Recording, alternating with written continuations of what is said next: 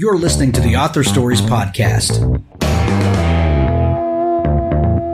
bringing you the story behind the stories and the storytellers.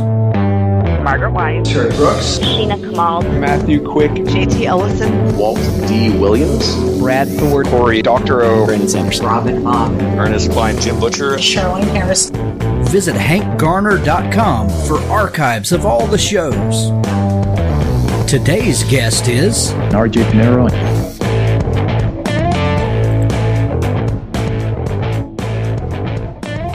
Thanks for tuning in to Author Stories today. Author interviews, writing advice, the very best people in writing today. Join me each and every weekday. You can find all of the archives at hankgarner.com. Before we get started, let's talk about some sponsors today. Writing novels is hard, but Dabble makes it easier. Dabble replaces your word processor, doing what it can't. Dabble organizes your manuscript, story notes, and plot. It simplifies story, leaving more room in your brain to create. And after all, that is what being a writer is all about. Dabble was built from the ground up specifically for writing novels. It takes minutes to learn, and it makes writing a joy. See how Dabble will revolutionize the way you write with a free trial at www.dabblewriter.com. Today's episode is sponsored by editor Ellen Campbell. Authors, if you are looking for someone to help shape your words into what you originally intended them to be, Ellen can help you do that. Ellen is one of the most sought-after indie editors out today, and she is one of the best. I've used her, and so many other people in the community have used her. There's a link to her website in the show notes. Well, thanks for joining me again for the Author Stories Podcast, where I bring you the story behind the stories and the storytellers. Today, I am super excited to have R.J. Pineiro on the show with me today. R.J. has a fantastic new book that is out today. When you're hearing this, it's called Avenue of Regrets, and it is an amazing psychological thriller that I know you guys are really gonna love. Welcome to the show, R.J. Thanks, Hank. Happy to be here. I'm happy to have you. We begin each show with the same question, and that question is, what is your first memory of wanting to be a writer or storyteller? It goes way back, man. We're going back to high school in the 1970s, and a friend of mine and I used to write what I guess you call now graphic novels. We called them comic books back then. Sure. And I will come up with the storylines and the dialogue, and he was a great artist, and so he will do all of the graphic work. And we toyed around with multiple stories, and we were in high school, and we had this idea of writing a series of little books that didn't go anywhere about one of our professors. This guy, his name was Gilberto, and he used to walk around with this suitcase that he never opened anywhere. And we were always wondering what's in the suitcase. So we came up with the story that he was a superhero. And that was his cape and mask. And we did stories on that. And that kind of began the bug of writing. But it didn't really take off until the late 80s, almost 10 years later. And it had to do with reading military fiction novels from the big guys like Tom Clancy, big inspiration. And that really got me going. I went through a military high school where I learned all kinds of things about the military, and I kind of fell in love with all of that. And Clancy brought it all together for me. Clancy, Stephen Coons, Joe Weber, all those guys. So so there was just terrific time during those 80s when Hunt for Red October, all those books were being released. Red October changed so many people's lives. There's so many writers that just got infected by that writing bug when that book came out. Such an amazing book. So I did that, and in 1989, by the way, I'm a computer engineer by trade. So I went to LSU, Louisiana State University. Not a good thing to be this past Saturday night. And right. Oh man, what a pounding. Look, so anyway, I'm from South Mississippi, so I feel for you. So we got a computer engineering degree because my dad is a computer engineer. So he says, hey, son, you want to write, that's fine, but you got to pay the bills. And, authors usually starve for a while. So I said, okay, Dad, you're right. So I got an engineering degree, and I came to work in Austin, Texas in 1983 as a computer engineer. And I was chugging along doing that when in 84, Clancy comes out with this book, Hunt for Red October. I'm going, oh my God. So I started reading all his works and started following other guys like Stephen Kuntz and Joe Weber. And in 1989, I said, let me try this. Let me see what I can do. And I'm from Cuba. I grew up in Central America in the middle of civil wars. And I had this idea of writing about, guerrilla warfare in Central America and Cuba. And in 89, I went, by the way, no writing training except for, the things that I was toying around in high school. So I went to these local bookstores and began to buy books on character development, plotting, storytelling, elements of grammar, etc. And I learned two things out of all that. One was that I had to write about what I knew. And the second thing was that I had to really focus more on the characters than on the story. Characterization trumped storytelling, the plotting. And with that, I embarked on my first novel about everything that I knew, which was guerrilla warfare in Central America, a little bit of a high tech, because I'm a computer engineer, so it was a little bit of early hacking back in those days. And by the middle of 1990, I had written this thing that I thought it was great, and gave it to my wife. She says, oh my God, this needs work. And so she gave me some feedback, and she was wonderful. She English is my second language. And so she's like, there's a lot of ESL stuff here that you need to fix. And I said, okay. So I went back on it and I sent it out. And there were, the typical pile of rejection letters, right? And it happens to all the authors, right? So, but through all of that, I was, at the time I was reading Writer's Digest a lot. And this guy who happened to be the agent for Tom Clancy, Robert Gottlieb, had written a story in Writer's Digest about the need for more writers in that genre that Clancy had created. And I'm going, oh man, so I wrote him a letter. And I said, okay, well, here goes, pie in the sky. So 2 weeks later, I get a call from his assistant saying, hey, Robert Gottlieb gave me this letter, and why don't you send me the book? And I went, oh my God. So I sent him the book. And about a month later, I get a call saying, hey, I love this. This is great. I want to represent you. This is the same guy, his agent. His name is Matt Bialer, and he is still my agent today.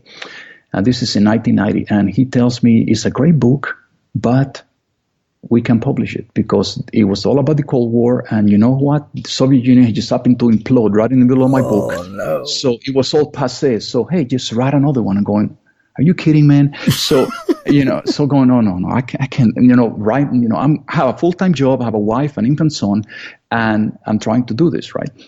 So I said, okay, so let me write another one. So I spent the better part of 1990 and into 1991 writing a second novel. And I gave it to my agent, and he hated it. He said it was just, what happened to you? I mean, where's the characters? Where's everything? So it was a total disaster. So I'm going, okay, well, maybe I should hang this up. And he comes up with an idea. He says, hey, at the time NASA had just, the Challenger disaster happened in 86, and NASA was in the process of rebuilding. And they had a new space shuttle called Endeavour that they were fixing up to replace Challenger. And he says, hey, comes up with an idea, what if there's a sabotage on Endeavour? And that will basically kill NASA's hopes of getting back into the space race. So I said, well, I don't know anything about NASA. And so he said, well, go research it, be a writer, research, do your work. So I'm calling NASA. And they have a public affairs office, and I checked them out. And this lady says, hey, I'm a writer, and I like to get anything that you can give me on the shuttle. And I'm at work about 4 weeks later, and my wife says, hey, UPS is over here with all these boxes from NASA. Well, what did you buy? And oh, my goodness. So they send me, I'm not kidding you, they send me boxes of build your own shuttle, everything that you can imagine. These guys were just incredible. So I dove into all of that, and I wrote a novel about a sabotage space shuttle, fictional, called The Lightning. And the novel was Siege of Lightning, my first published novel. And my agent sold it to Berkeley Putnam on first submission. And it all began from there. It was a little paperback original, and published in 1993. Wow. It began from there. How amazing. So you didn't know anything about the space program, but just as a writer does, you did your research and then just became part of the story. Yeah, that's kind of what it was. And part of it was really cool because they gave me transcripts of actual communications.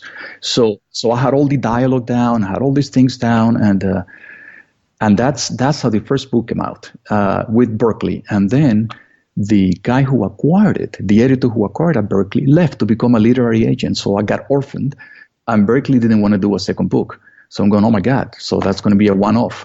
And my agent was able to hook me up with this publishing house, St. Martin's Press, and they acquired my second book. And at the time, if you remember back in those days, the Gulf War was a big deal, and with Saddam Hussein and I call him Papa Bush, George H.W. Bush. And I wrote a second novel about a bit of a second Gulf War scenario where Saddam had nuclear weapons. So we couldn't just antagonize him with missiles. We had to be smart about it. And I wrote it with H.W. Bush in it, thinking that, surely he's going to get reelected. Son of a gun, he doesn't get reelected. And 6 months before publication, well, there's Bill Clinton, and there's my publishing column, and say, hey, you got to rewrite it. You got to put Bill in there. I'm going, oh my God. So whoosh, I became a Bill Clinton, connoisseur, man. I dove into his whole life, did everything. And I said, by the way, you got to make him look great because he's a president. I said, okay. So I made him look terrific. And Publishers Weekly gave me a great review on that book. His title, Ultimatum, was my second book. And saying, quote unquote, something along the lines of Bill Clinton should be dancing in the Oval Office when he reads this book about Pineiro, and because I made him look great. And St. Martin's Press, Tor Books, Forge Books, they went on to publish all of my novels except for the one that's coming out now. Wow. And they all have been in the military computer fiction thriller. Right. And looking at your books, I'm looking on your website at rjpineiro.com, and you've got a list of all of your books from Siege of Lightning down to your brand new An Avenue of Regrets, and there definitely is a pattern there. I see military thrillers and cyber thrillers. Of course, your time working in the computer industry had to inform a lot of stories, and then your love of the military genre informed a lot of your stories. Do you feel like by being born in Cuba and growing up in Central America, do you feel like that gives you a unique insight into the way some of these stories play out, being someone who grew up outside of this culture and then came in? Do you feel like that helps you as a writer to write these kinds of stories? You know what it does? It gives me a huge appreciation for being here. And Cuba, it's a terrible place. I was just back there again, researching a book this past April. And Central America, civil wars were terrible. So coming here and giving me, I always look at the world a little different than your average American. And I'm American now, I'm naturalized. But it's you see the world through a slightly different set of lenses when you grow up in countries like that, and because you get a more grateful look of what you have around you. The military. It's something that a passion that I got in high school because I went to a military academy, and that it was just a wonderful thing.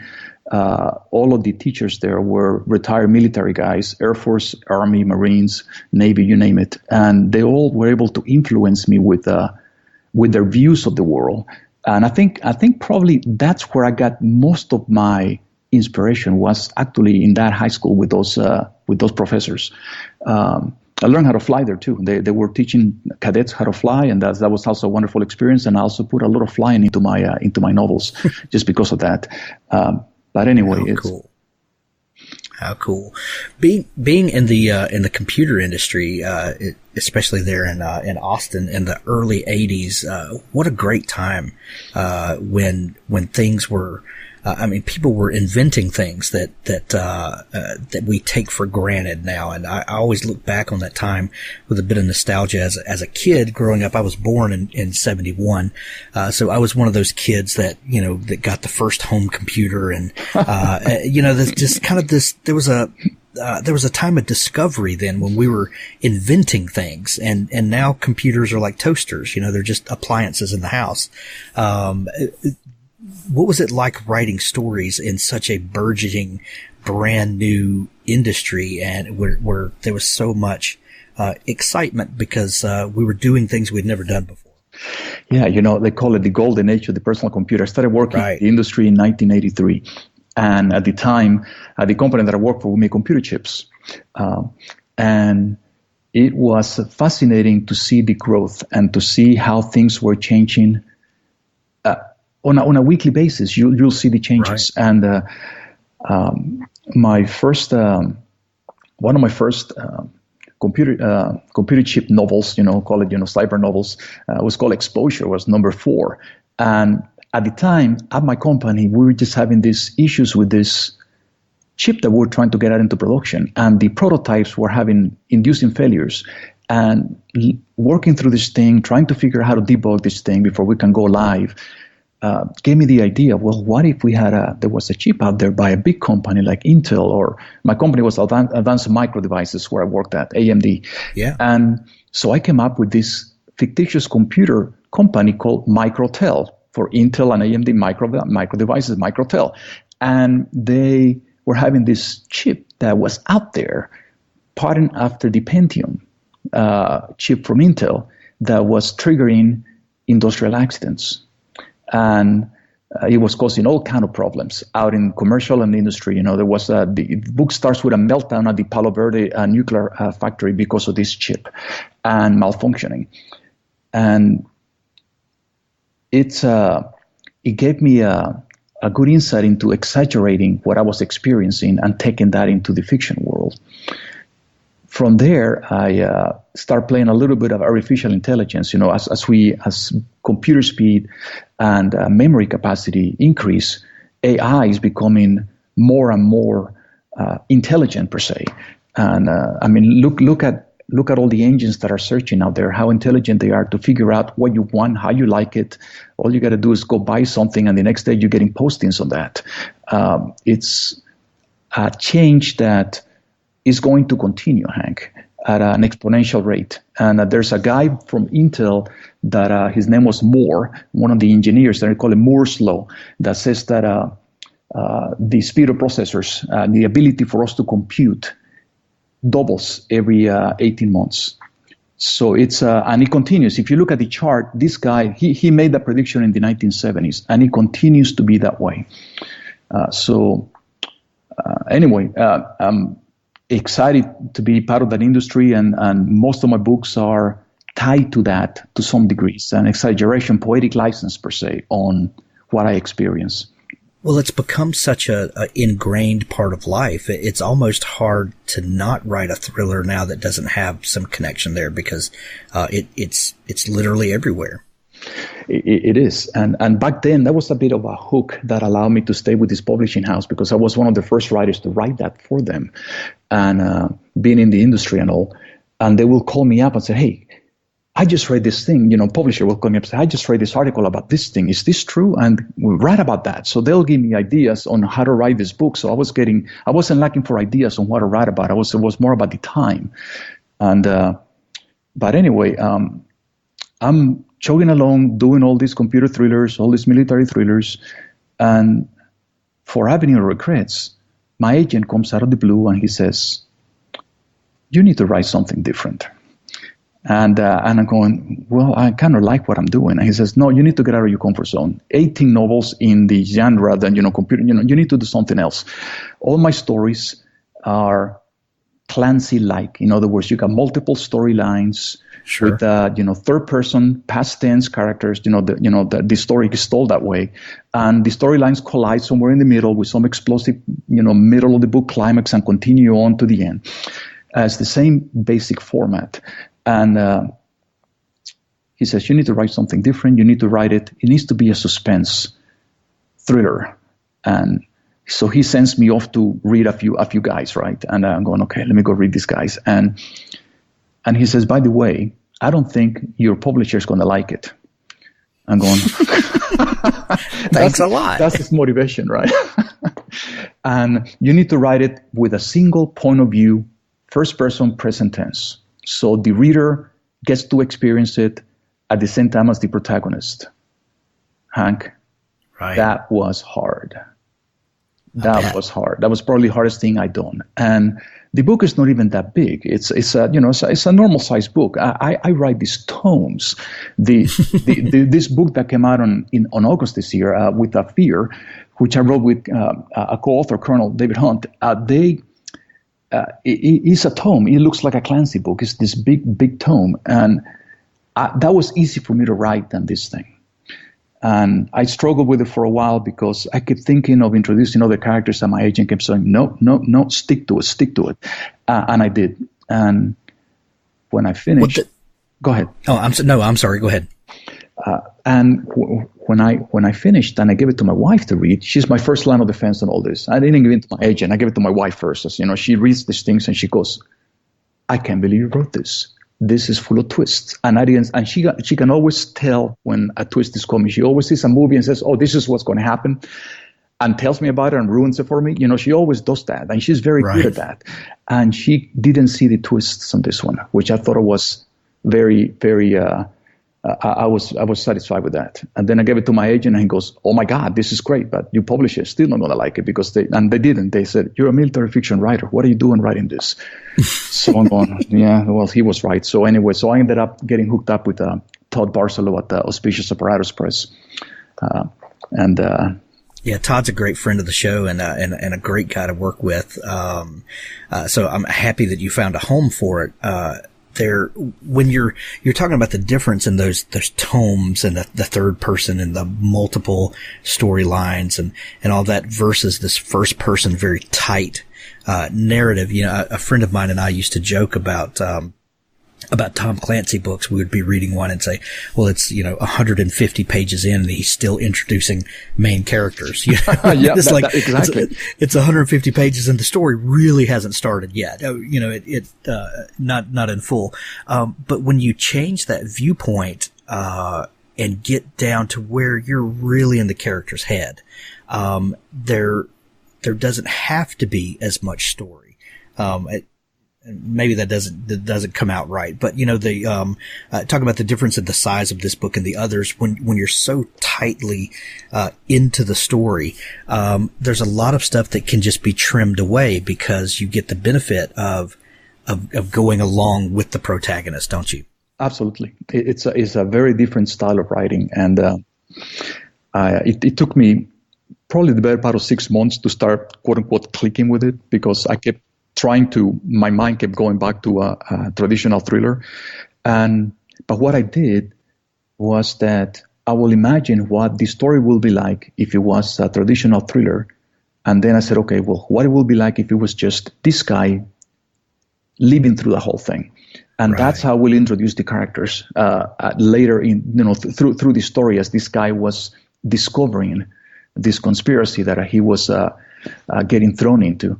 And the other thing that my agent told me is like, okay, look, if you look at any of your novels, all of the characters are, the retired Navy SEAL, the CIA guy, they all got these operative skills. They can do, 20 things. Nobody can kill them, all this stuff, Jack Reacher, all that stuff.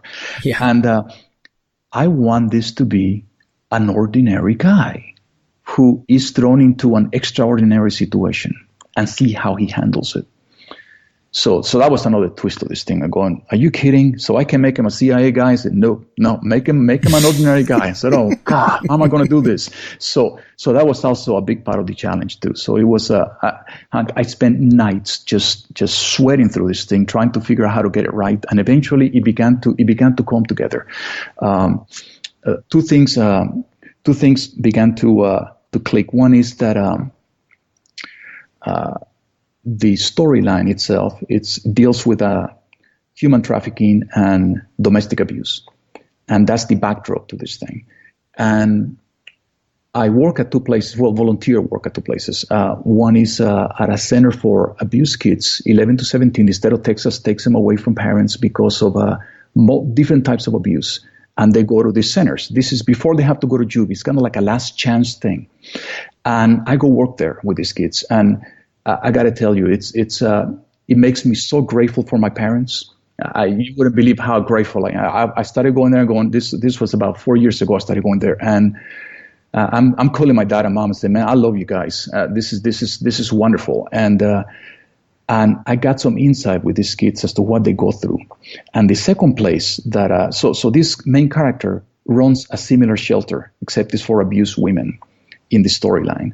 And I got a lot of the info from a lot of the ideas and how things operate from that. And also, there's an organization here in Austin, Texas called Mobilos and Fishes, and what they do is they have these trucks full of food, and we go feed the hungry in Austin. And Austin, when you think of Austin, you think of all the glamour, you see the high sky rises, how beautiful this place is, but there's a very dark side to the city as well. And I think a lot of cities have that.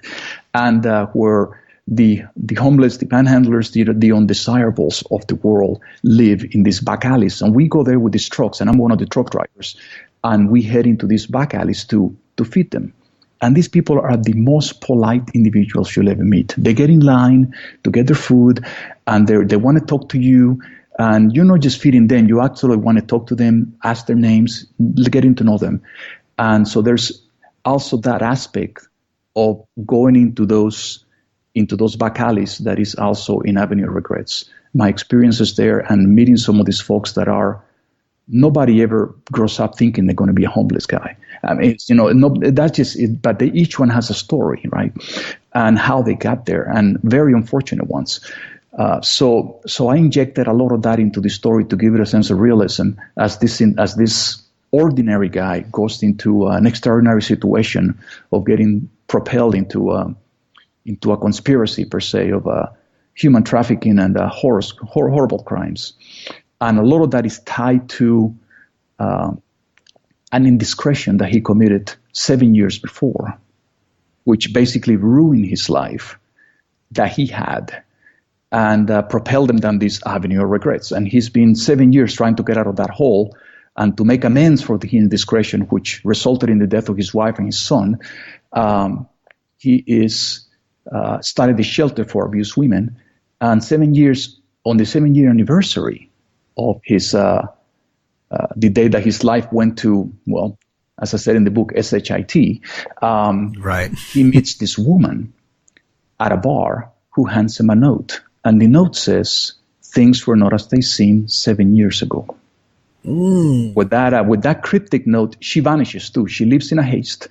And that's the story begins. He's going like, oh my God, maybe there's a chance for redemption. Maybe things are not as they happened, as they thought I did 7 years ago. So at this chance of redemption, he begins to unveil this conspiracy that he had no idea that it existed. And I don't want to spoil it, so it kind of goes from there. Right. I know that military thrillers are your first love and the thing that you've obviously done the most of. But when writing a story, and military thrillers have these big set pieces, and you're talking about nations, and you're talking about grand conspiracies, and those books are so much fun because we can kind of see things playing out on the world stage, and we can play what if, and it's kind of like playing a board game in that there are these kind of massive consequences, and we get to have a bird's eye view of that. But when you're talking about a small conspiracy with big implications, especially for this character, when you're in the character's mind, the conspiracy feels just as big as it does on a Clancy-esque world stage. When you were writing it, did you ever find yourself kind of just wrapped up in the story and going along with David Wallace on this trip? I did. One thing when I write my novels is that I have to leave the novel, whether it's the thriller or this last project. I get immersed in this thing. But for David Wallace in Avenue of Regrets, it became particularly more it was deeper because he was the only guy. He was the only protagonist. And I had to be in his head 24/7 thinking about this stuff. And and I had an idea how this thing will end, but the twists and turns throughout, this may sound weird to you. Maybe you hear this from other author interviews, but my best ideas come at around 3 a.m. And I wake up, I go to bed usually around 11 o'clock, and by 3 a.m. I get these things, these bursts of inspiration, and I get up and have to write it down. If I don't write it down, I won't remember the next day. And so I'm in David Wallace's world, thinking through this thing, and how am I going to, I will write him into a corner. And then I said, well, I got to find a way to get him out of that corner, right? And so then the inspiration will always come. It's clockwork. 3 a.m. I look at the clock on the wall. It's 3 a.m. Time to get up, and I get up there, and we just me and my dog, and we sit down, and I start writing, and then I go back to bed around 4:30, and get up at around 8 or 9, and I go see what I wrote. And a lot of times I surprise myself. Sometimes I go delete. No, this is going to work. But quite a few times I go like, this was actually pretty good. It's a good twist. And then I'll go from there. And that was one of the hardest parts about this. In a thriller, everything more or less is laid out because you have all these storylines. So you know who the bad guys are and what are they planning, and you know who the good guys are and what are they up against. And the excitement is how they're going to solve these things and how they fight against each other. In a mystery, it's a little different because the twists and turns, you have to make them in a way that you couldn't see them coming, right? That's when you really grab the reader. It's like, oh, are you kidding? Is this what happened? And then they go back and check, and I could put little clues along the way that they missed. And that was the hardest part of writing this thing, was figuring it out. Once I got into the character's head, figuring out how those twists were going to happen and make them plausible, right? Because they got to be plausible, and also keep the protagonist in character, because he's an ordinary guy. He couldn't just go out and fight somebody off. That's just not going to work. And he's really, like you and I, just a normal guy, immersed in an extraordinary situation. Right.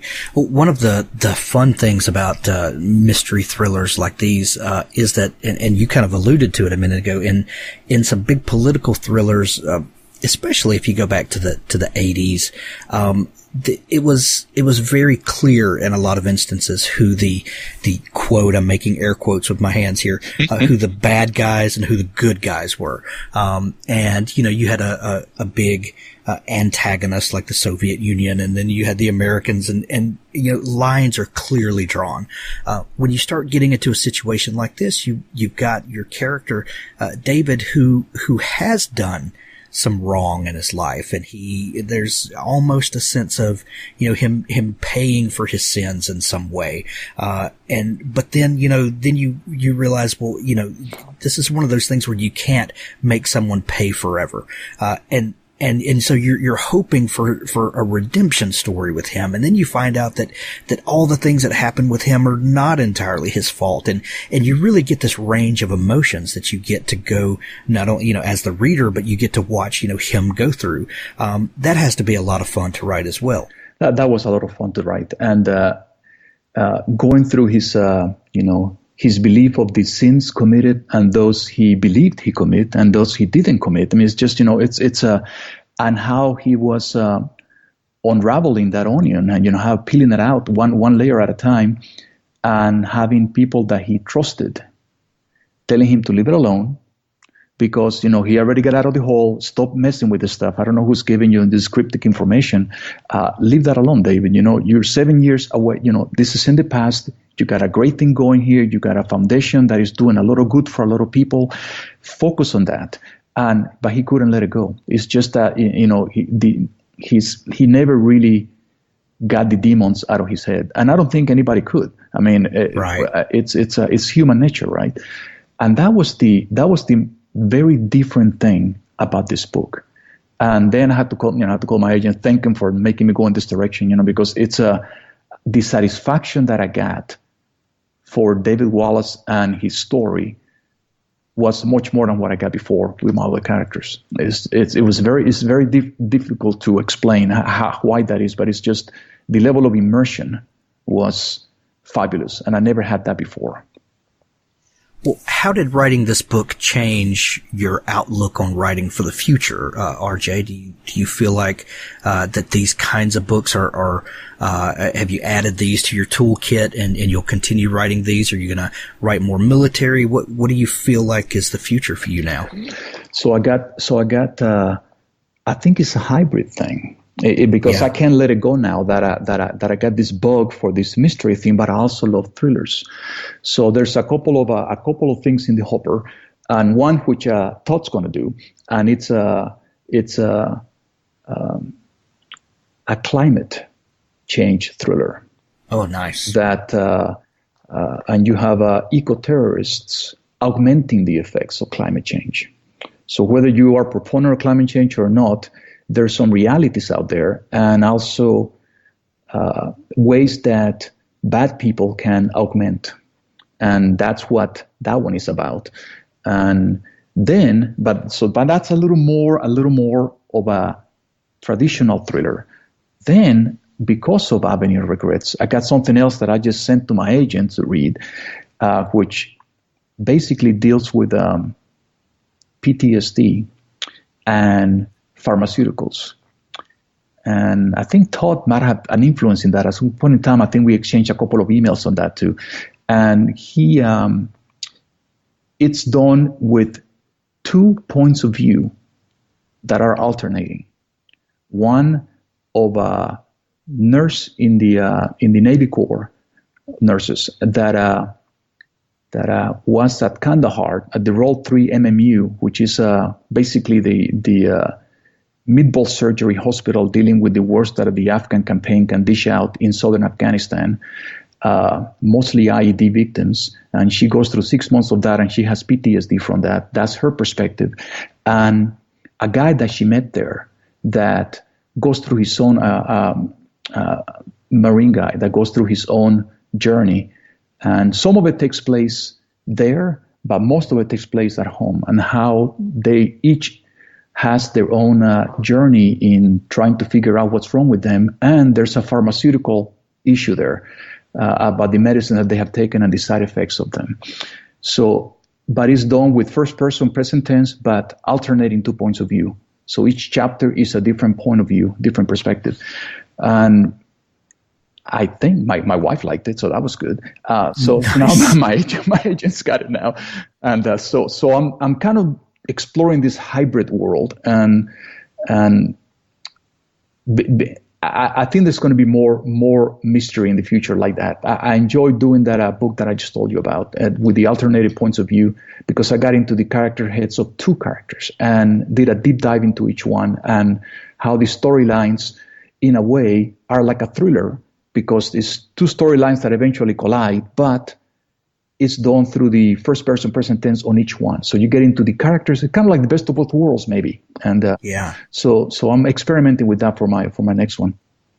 Well, and as a writer, switching up and using different tools in your toolbox, I think helps to strengthen the other things. Because if you take a break from writing third person military thrillers and write a first person, really close personal thriller, it gives those other muscles a rest, and it gives you a chance to think of things that are kind of outside the box and maybe you haven't done before. So I really like that idea. Great. Yeah, I'm excited about it. I'm very excited about it. So the new book, Avenue of Regrets, is out everywhere now when people are hearing this. RJ, you are quickly becoming one of my favorite thriller writers. This book is so good. I can't recommend it enough to everyone. Thank you. If people are just learning about you and your work, and you've got a huge back catalog to go through, where can people find you online? rjpineiro.com. You can go there, and you can there's links. You can find me online everywhere. Amazon, Barnes & Noble, Kobo, IndieBound, iTunes. I'm everywhere, and you can just type in RJ Pineiro, and you'll find me in any of those areas. Also Facebook, RJ Pineiro Books, and so I'm on Instagram. I'm on Twitter. trying to have I'm a computer engineer, so I have to be in the media, right? So That's right. So I'm pretty big on that, and Facebook pages are pretty big. In fact, Avenue Regrets has its own Facebook page, and where I post all the latest reviews, all the latest information, promotions, all of that. So if they want to go to that as well, that's by all means. Nice. We'll link it all up in the show notes. RJ, thank you so much for taking time to come on the show today. Hank, appreciate it. This was a lot of fun. Thank you. Thanks for listening to the Author Stories podcast. You can find archives of all of the shows at hankgarner.com, and when you're there, please subscribe. Up next is an audiobook clip from Richard Gleaves' The Jason Crane series. He was just 7 when his parents died.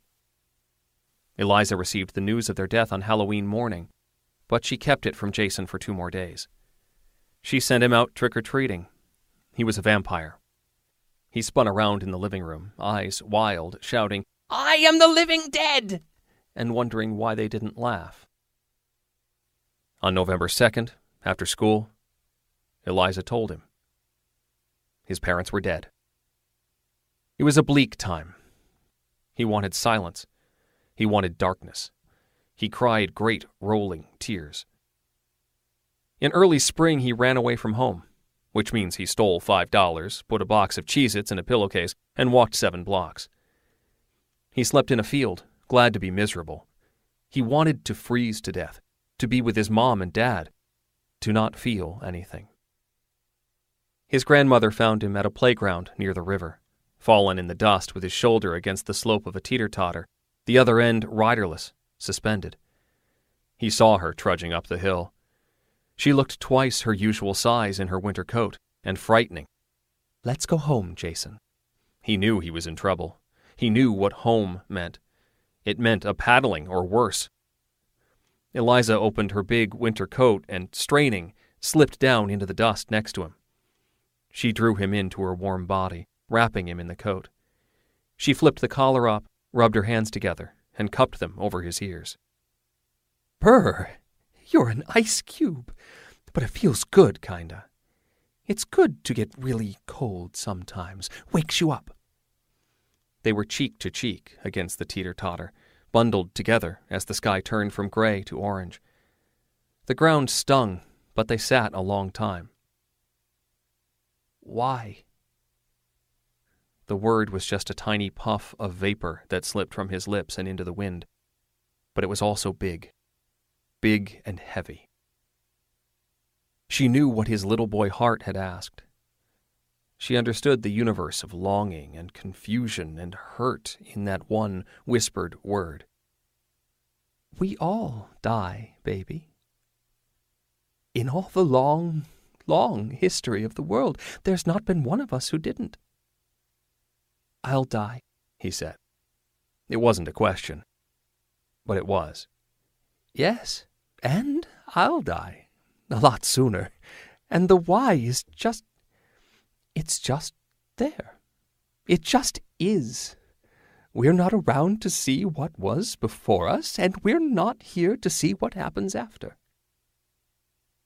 The trees on the edge of the playground shivered with dawn.